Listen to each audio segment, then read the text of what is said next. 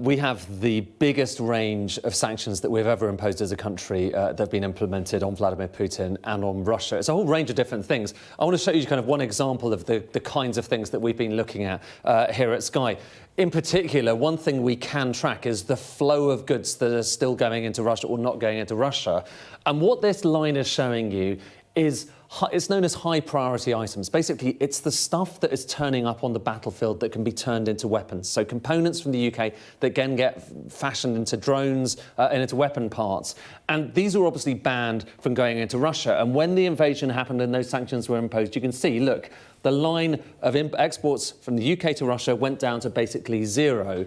But here's what's striking. If you look at countries in Central Asia and the Caucasus, so neighbours of Russia, look at what happens of these same items. And these, as I say, are specifically items that can be used to make weapons. Look at what happened to them in that period, OK?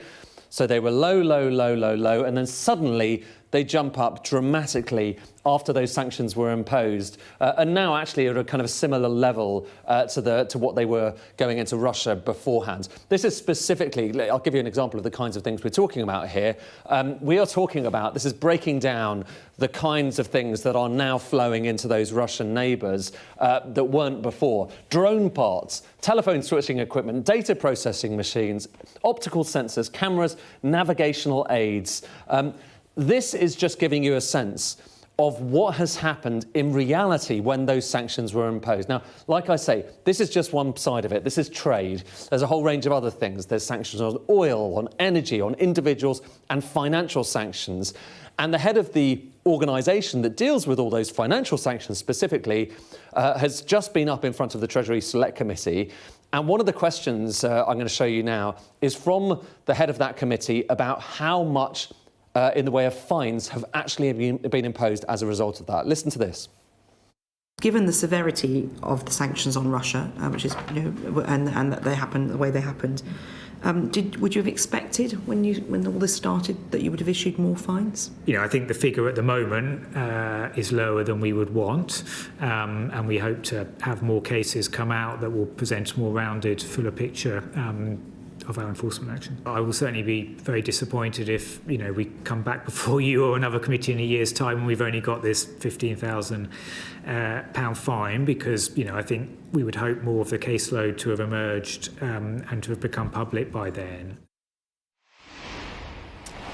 And then it's fascinating. I've actually spent quite a lot of time in the Caucasus and Central Asia over the last year or so, and their economy's doing quite well because these goods, as you say, are flowing through places like Georgia, and what we would see is the stands, if you like.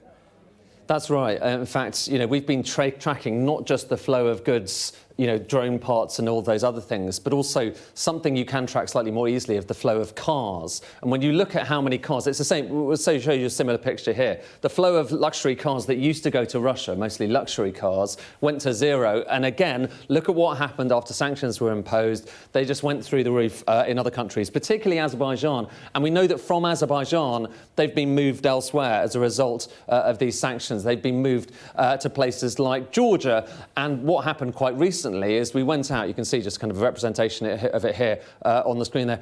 We went out to Georgia to look at whether those British cars are indeed going across the border into Russia, because obviously those figures suggest they stay in Azerbaijan and in the Caucasus. No, they do go over into Russia, so we have proof of that. But as I say, the striking thing really is, given that there has been so much evidence, given how big has been the scale of these sanctions that have been imposed on Russia, the striking thing that we've just learnt there from the Office for Financial Sanctions Implementation is so far only £15,000 of fines. In fact, that was just one fine, have been levied in total over this period. Obviously, like I say, that's financial sanctions rather than this trade stuff.